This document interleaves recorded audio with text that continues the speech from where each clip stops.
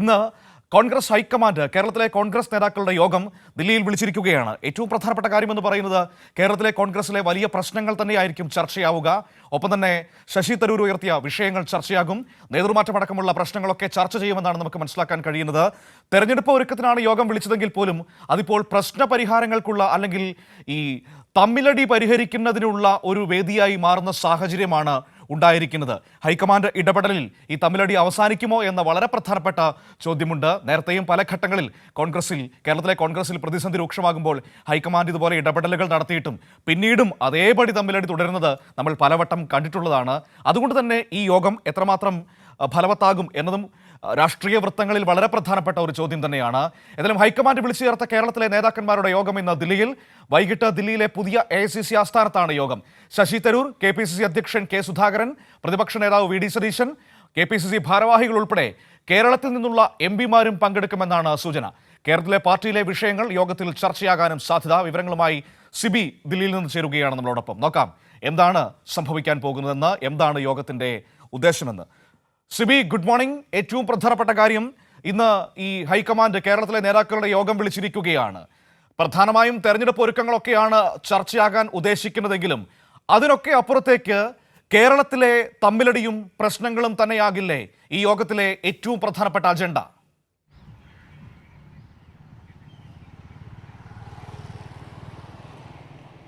Manu, good morning. എന്തായാലും ഏറെ വിവാദങ്ങൾക്കും വിഴുപ്പിലക്കലിനും ശേഷമാണ് ഇപ്പോൾ കേരളത്തിലെ കോൺഗ്രസ് നേതാക്കളുടെ യോഗം ഹൈക്കമാൻഡ് ഇപ്പോൾ വിളിച്ചു ചേർത്തിരിക്കുന്നത്. സ്വാഭാവികമായും തദ്ദേശ നിയമസഭാ തെരഞ്ഞെടുപ്പുകൾ വരാനിരിക്കുന്ന തെരഞ്ഞെടുപ്പുകൾ ലക്ഷ്യമിട്ടുള്ള ഒരു യോഗങ്ങൾ തന്നെയാണ് നടക്കുന്നതെങ്കിലും ഇതിൽ ഹൈക്കമാൻഡ് ഇപ്പോഴത്തെ ഇടപെടൽ ഏറെ നിർണായകമാകുന്നത് ഈ കോൺഗ്രസിനുള്ളിലെ ഐക്യമില്ലായ്മ തന്നെയാണ്. മാത്രമല്ല പരസ്യ പ്രതികരണവുമായി ഇത്തരത്തിൽ നേതാക്കൾ രംഗത്ത് വരുന്ന എല്ലാ നിലയും വളരെ വലിയ രീതിയിലുള്ള രൂക്ഷമായ വിമർശനത്തിനും അതൃപ്തിക്കും കാരണമായിട്ടുണ്ട്. കേരളത്തെ സംബന്ധിച്ച് UDF പോലും അത് ഇത്തരത്തിലൊരു ഐക്യമുണ്ടെന്ന പ്രതീതിയെങ്കിലും കോൺഗ്രസ് സൃഷ്ടിക്കണമെന്ന ആവശ്യം UDF യോഗത്തിൽ അടക്കം വിമർശനം ഉയരുന്ന സാഹചര്യം ഉണ്ടായിട്ടുണ്ട്.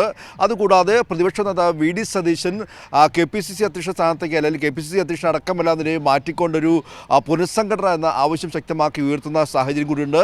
ഏറ്റവും ഒടുവിലായി ഇത്തരത്തിൽ കോൺഗ്രസിൻ്റെ അല്ലെങ്കിൽ കേരളത്തിൻ്റെ ചുമതലയുള്ള കോൺഗ്രസിൻ്റെ ജനറൽ സെക്രട്ടറി ദീപാദാസ് മുൻഷി കഴിഞ്ഞ ദിവസം ഒരു റിപ്പോർട്ട് ഹൈക്കമാൻഡ് നൽകിയിരിക്കുന്നത് കേരളത്തിലെ സംഘടന ഇപ്പോൾ ഏറ്റവും ദൗർബല്യമാണ്. ഈ രീതിയിൽ പോയാൽ തെരഞ്ഞെടുപ്പുകളിൽ വിജയിക്കാനുള്ള സാധ്യതയില്ല. മാത്രമല്ല ചില അഴിച്ചുപണികൾ വേണ്ടി വരുമെന്ന റിപ്പോർട്ട് കൂടി നൽകുന്നു.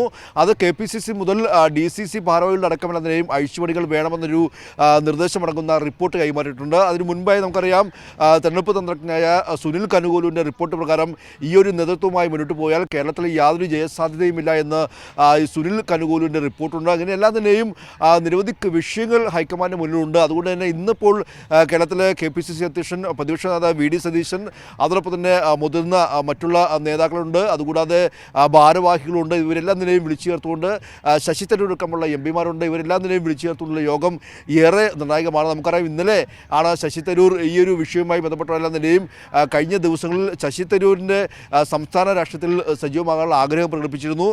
പിന്നീട് ഇന്നലെ ശശി തരൂർ ഈ ഒരു മണിക്കൂറുകൾക്ക് മുൻപേ അദ്ദേഹം ഇന്ത്യൻ എക്സ്പ്രസ് ഇന്നലെ തൻ്റെ അഭിമുഖവും ലേഖനവുമെല്ലാം തന്നെ പുറത്തുവിട്ട മാധ്യമ സ്ഥാപനത്തിനെതിരെ അദ്ദേഹം രൂക്ഷമായി രംഗത്ത് വരുന്ന സാഹചര്യമുണ്ടായി. എങ്കിൽ പോലും ഈ ഒരു വിഷയങ്ങളൊക്കെ ഉണ്ടായപ്പോൾ തന്നെയും ചില ആളുകളുടെ മനസ്സിൽ എന്താണെന്ന് തനിക്ക് വ്യക്തമായെന്നും ശശി തരൂർ പറയുന്നുണ്ട്. അതായത് VD സതീശൻ അടക്കമുള്ള നേതാക്കളെ കൃത്യമായി വില ചൂണ്ടുന്ന അല്ലെങ്കിൽ ഒളിയമ്പ് വീശുന്ന രീതിയിൽ ശശി തരൂരിന്റെ ഭാഗത്തുനിന്നും ഇത്രയധികം വിവാദങ്ങൾ ഇപ്പോൾ ശശി തരൂരിന്റെ പേരിലാണല്ലോ സമീപ ദിവസങ്ങളിൽ കോൺഗ്രസിൽ നടന്നിരിക്കുന്നത്. ആ തരൂരിനെ ഈ യോഗത്തിൽ ഏത് രീതിയിലായിരിക്കും ഹൈക്കമാൻഡ് കൈകാര്യം ചെയ്യുക, അതല്ലെങ്കിൽ ഹാൻഡിൽ ചെയ്യുക എന്ന പ്രധാനപ്പെട്ട ഒരു വിഷയമുണ്ടല്ലോ.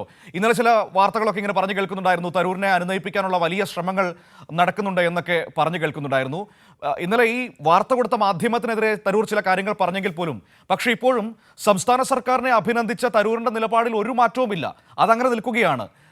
അതാണല്ലോ കേരളത്തിലെ കോൺഗ്രസ് നേതാക്കളുടെ ഏറ്റവും വലിയ പ്രശ്നവും. അപ്പോൾ തരൂരിനെ എങ്ങനെ ഹാൻഡിൽ ചെയ്യും എന്നത് ഏറ്റവും പ്രധാനപ്പെട്ട ഒരു രാഷ്ട്രീയ കാഴ്ചയായിരിക്കില്ല ഇന്നത്തെ യോഗത്തിൽ?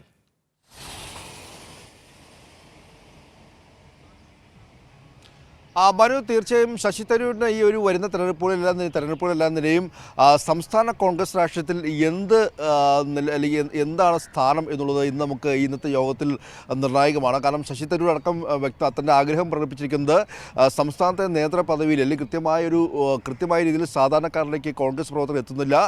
ആ ഒരു പശ്ചാത്തലത്തിൽ നല്ല രീതിയിലൊരു നേതൃപാഠം വേണമെന്ന് ശശി തരൂർ തന്നെ വ്യക്തമാക്കിയിട്ടുണ്ട്. മാത്രമല്ല ശശി തരൂർ പറയുന്നത് തനിക്ക് സംസ്ഥാന രാഷ്ട്രീയത്തിൽ സജീവമാകാനുള്ള ആഗ്രഹമുണ്ട്, അല്ലെങ്കിൽ ഒരു താക്കോൽ സ്ഥാനത്തേക്ക് എത്താൻ പോലും താൻ യോഗ്യനാണെന്നുള്ള നിലയും ശശി തരൂർ നിലപാട് വ്യക്തമാക്കിയിട്ടുണ്ട്. പക്ഷേ ശശി തരൂർ അവിടെ വികസന രാഷ്ട്രീയവുമായി ബന്ധപ്പെട്ടുകൊണ്ട് വികസനത്തിൽ താൻ രാഷ്ട്രീയം കാണുന്നില്ലെന്നും ഇതിൽ കേരളത്തിലെ വ്യവസായ നേട്ടങ്ങളെല്ലാം തന്നെയും പുകഴ്ത്തി പറഞ്ഞ ആ ഒരു നിലപാടിൽ താൻ ഉറച്ചു നിൽക്കുന്നു. അത് കൃത്യമായ ഡേറ്റകളുടെ അടിസ്ഥാനത്തിലാണെന്ന് വീണ്ടും ശശി തരൂർ ആവർത്തിക്കുന്നുണ്ട്. മാത്രമല്ല നമുക്കറിയാം, നേരത്തെ രാഹുൽ ഗാന്ധിയുമായിട്ടെല്ലാം തന്നെയും ശശി തരൂർ ഇത്തരത്തിൽ അഭിമുഖം കൂടിക്കാഴ്ച നടത്തിയെങ്കിലും ആ കൂടിക്കാഴ്ചയ്ക്ക് ശേഷവും തരൂർ തൻ്റെ നിലപാടിൽ നിന്നും 10-15 ദിവസം കൊണ്ട് തൻ്റെ നിലപാട് എങ്ങനെ മാറും എന്നാണ് ശശി തരൂർ വീണ്ടും മാധ്യമങ്ങളോട് പറഞ്ഞത്. സ്വാഭാവികമായും കേരളത്തിലെ വി ഡി സതീശൻ അടക്കമുള്ള നേതാക്കൾ ഈ ഒരു വിഷയം ഉയർത്തിക്കാട്ടിക്കൊണ്ട് ശശി തരൂരിനെതിരെ ഈ യോഗത്തിൽ വലിയ രീതിയിൽ രൂക്ഷമായി വിമർശനം നടത്താനുള്ള സാധ്യതയുണ്ട്. അവിടെ തരൂർ തൻ്റെ നിലപാട് വ്യക്തമാക്കുകയും ചെയ്യും. ഇതെല്ലാം തന്നെയും ഏറെ നിർണായകമാണെന്ന കാര്യത്തിൽ യാതൊരു സംശയമില്ല.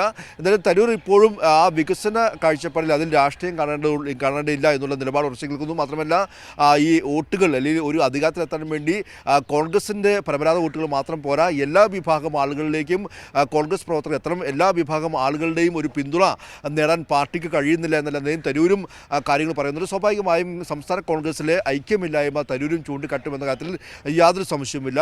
എന്തായാലും ഈ കോൺഗ്രസിനുള്ളിൽ വലിയ അഭിപ്രായ വ്യത്യാസമുണ്ടെന്നും ഐക്യമില്ല എന്നുള്ള കാര്യം കോൺഗ്രസ് പ്രവർത്തകർ തന്നെ സമ്മതിക്കുന്നു. അതോടൊപ്പം തന്നെ മറ്റു പ്രധാനപ്പെട്ട കാര്യം ഈ KPCC അധ്യക്ഷൻ കെ സുധാകരനെതിരെ വി ഡി സതീശന് വളരെ കുറേ കാലമായി നടത്തുന്ന ഒരു പ്രവർത്തനമുണ്ട്. അദ്ദേഹത്തെ മാറ്റാൻ വേണ്ടിയുള്ള പ്രവർത്തനവുമായി വി ഡി സതീശൻ മുന്നോട്ട് പോകുന്നു. എന്നാൽ വി ഡി സതീശനെതിരെ അല്ലെങ്കിൽ KPCC അധ്യക്ഷന് പിന്തുണ ഇന്നലെ ശശി തരൂർ നൽകിയിരുന്നു. അതുകൂടാതെ മുല്ലപ്പള്ളി രാമചന്ദ്രൻ അടക്കമുള്ള മറ്റ് മുതിർന്ന നേതാക്കളും കെ സുധാകരന് പിന്തുണ നൽകിയിരുന്നു. അവിടെ വി ഡി സതീശന് ഒറ്റപ്പെടുന്ന ഒരു സാഹചര്യം ഇപ്പോൾ നിലവിൽ ആ പാർട്ടിയിലുണ്ട് എന്ന് പറയാൻ കഴിയും. വി ഡി സതീശൻ്റെ ഒരു നീക്കത്തെ അല്ലെങ്കിൽ വലിയ രീതിയിൽ ഒരു പുനഃസംഘടന നടത്തണം, അല്ലെങ്കിൽ സമ്പൂർണ്ണമായ ഒരു പുനഃസംഘടന വേണമെന്ന നീക്കത്തെ ശക്തമായി കെ സുധാകരൻ അടക്കമുള്ള നേതാക്കളും അതോടൊപ്പം തന്നെ കെ സുധാകരന് പിന്തുണയുമായി മറ്റുള്ള ശശി തരൂർ അടക്കമുള്ള നേതാക്കൾ, അതോടൊപ്പം തന്നെ രമേശ് ചെന്നിത്തലയും കൂടാതെ മറ്റുള്ള മുല്ലപ്പള്ളി രാമചന്ദ്രൻ അടക്കമുള്ള നേതാക്കളെല്ലാം നിലയിൽ രംഗത്ത് വന്ന ഒരു പശ്ചാത്തലം കൂടിയുണ്ട്.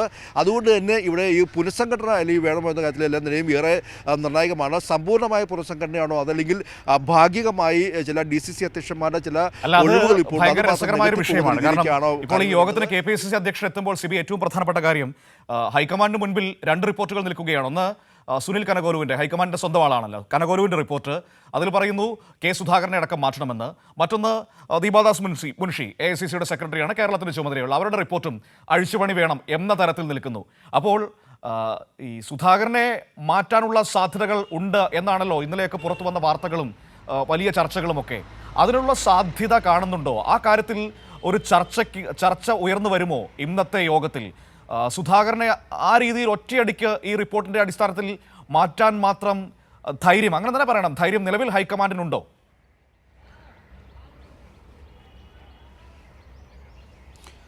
മനു, അത് തന്നെയാണ്. കാരണം ഹൈക്കമാൻഡ് വളരെ വലിയ പ്രതിരോധത്തിലാണെന്ന് അതിന് സംശയമില്ല. കാരണം ഈ ഒരു പ്രശ്നത്തെ എങ്ങനെ പരിഹരിക്കുമെന്ന വലിയൊരു കൺഫ്യൂഷൻ ഹൈക്കമാൻഡുണ്ട്. അതിൽ ഒരു കാര്യം, ഒന്ന് ഈ ദീപദാസ് മുൻഷിയുടെ റിപ്പോർട്ടും സുനിൽ കനുകോലിൻ്റെ റിപ്പോർട്ടും ഏകദേശം ഒന്ന് തന്നെയാണ്. അതായത് അവിടെ സംസ്ഥാന കോൺഗ്രസ് വളരെ ദുർബലമായിരിക്കുന്നു.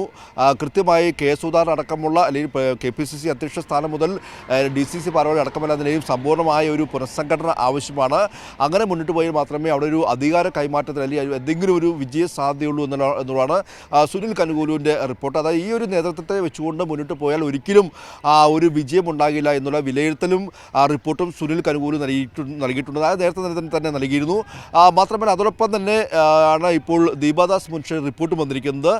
ദീപാദാസ് മുൻഷിയും വ്യക്തമാക്കുന്നത് അവിടെ ഒരു സംഘടനാ തലത്തിൽ വലിയ മാറ്റം വേണമെന്നുള്ളതാണ്. പക്ഷേ ഇതിൽ മറ്റൊരു പ്രധാനപ്പെട്ട കാര്യം എന്ന് പറയുന്നത് KPCC പ്രസിഡന്റ് സ്ഥാനത്ത് നിന്നും സുധാകരനെ മാറ്റേണ്ട എന്ന നിലപാടുമായി കേരളത്തിലെ മുതിർന്ന നേതാക്കൾ ഒരു വിഭാഗത്ത് മുന്നിൽ നിൽക്കുന്നു. എന്തായാലും ഈ രണ്ട് റിപ്പോർട്ടിൻ്റെ അടിസ്ഥാനത്തിൽ വി ഡി സതീശൻ കരുക്കൾ നീക്കുകയാണ്. വി ഡി സതീശൻ എങ്ങനെയെങ്കിലും സുധാകരനെ മാറ്റാൻ വേണ്ടിയും ഒരു സമ്പൂർണ്ണ പുനഃസംഘടനയ്ക്ക് വേണ്ടിയും വി ഡി സതീശൻ്റെ പക്ഷക്കാരെ ആളുകളെ താക്കോൽ സ്ഥാനത്ത് എത്താനുള്ള ഒരു നീക്കം വി ഡി സതീശനും ആരംഭിച്ചു കഴിഞ്ഞു. എന്നാൽ മറ്റു ഭാഗത്ത് വി ഡി സതീശന് എതിരെയായിട്ടെല്ലാം നിന്നുകൊണ്ട് കെ സുധാകരനെ അനുകൂലിക്കുന്ന ഒരു വി ഡി സതീശനെതിരെ കെ സുധാകരനെ അനുകൂലിക്കുന്ന ഒരു ഘട്ടത്തിൽ മറ്റുള്ള മുതിർന്ന നേതാക്കൾ നിൽക്കുന്നു. അങ്ങനെ ഒരു വലിയ രീതിയിൽ നിൽക്കുമ്പോൾ സ്വാഭാവികമായും ഈ ഒരു സമയത്ത് ഒരു പുനഃസംഘടന ഉണ്ടാകുന്ന ഒരു പശ്ചാത്തലം ഉണ്ടായാൽ അത് വലിയ പൊട്ടിത്തെറിയിലേക്ക് സംസ്ഥാന കോൺഗ്രസിൽ മാറുമോ എന്ന ഭയം ഈ ഹൈക്കമാൻഡിനെ സംബന്ധിച്ചുണ്ട്. പ്രത്യേകിച്ച് തദ്ദേശ തെരഞ്ഞെടുപ്പ് വരാൻ പോവുകയാണ്. ആ സമയത്താണ് ശശി തരൂർ കേരളത്തിലെ വികസനം അടക്കം അതിനെ ചൂണ്ടിക്കാട്ടുന്ന ഒരു പശ്ചാത്തലം ഉണ്ടാകുന്നത്. അത് തന്നെ വലിയ രീതിയിൽ ഈ എതിർകക്ഷികൾ അത് വലിയ പ്രചരണ ആയുധമായും നേട്ടമുണ്ടാക്കിയെന്ന വിലയിരുത്തൽ ഹൈക്കമാൻഡുണ്ട്. എങ്കിൽ പോലും ഇവിടെ എല്ലാം തന്നെയും കൃത്യമായ നിലപാടെടുത്ത് പോകാൻ കഴിയാത്തൊരു സാഹചര്യം ഹൈക്കമാൻഡിനെ സംബന്ധിച്ചുണ്ട്. അതുകൊണ്ട് തന്നെ ഒരു സമവായത്തിലേക്ക് അല്ലെങ്കിൽ ഒരു അനുനയ ശ്രമത്തിലേക്ക് നടക്കാനുള്ള സാധ്യതയാണ്, അനുനയ ശ്രമം നടത്താനുള്ള സാധ്യതയാണ് സ്വാഭാവികമായും കാണാൻ കഴിയുന്നത്. അതല്ലെങ്കിൽ രണ്ട് വിഭാഗവും ഇത്തരത്തിൽ വലിയ രീതിയിൽ തമ്മിലടി രൂക്ഷമായതോടെ ഒരു അനുനയ ശ്രമത്തിനപ്പുറം കൃത്യമായ നിലപാടെടുത്തുകൊണ്ട് പോകാൻ ഹൈക്കമാൻഡ് കഴിയുന്ന ഒരു പശ്ചാത്തലം ഇപ്പോഴില്ല എന്ന് പറയേണ്ടി വരും.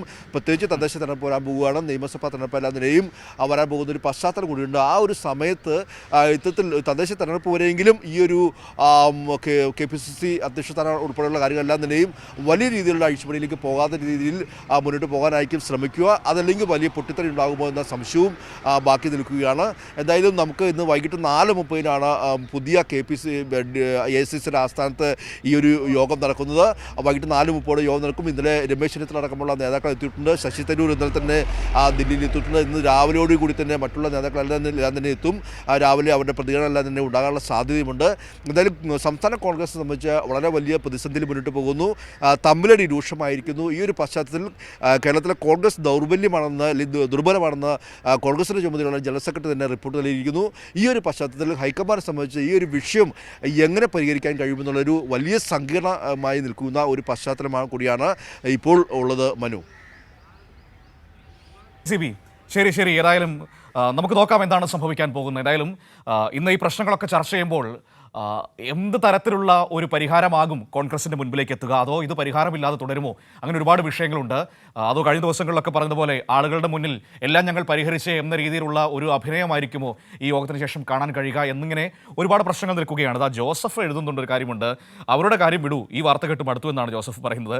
സത്യം പറഞ്ഞാൽ നമ്മളെല്ലാവരും മടുത്തു ജോസഫ്. പക്ഷേ കേരളത്തിലെ ഏറ്റവും പ്രധാനപ്പെട്ട രാഷ്ട്രീയ പാർട്ടികളിൽ ഒരു പാർട്ടിയല്ലേ കോൺഗ്രസ് എന്ന് പറയുന്നത്, രാജ്യത്ത് തന്നെ ഏറ്റവും പ്രധാനപ്പെട്ട പാർട്ടികളിലൊന്നാണ്.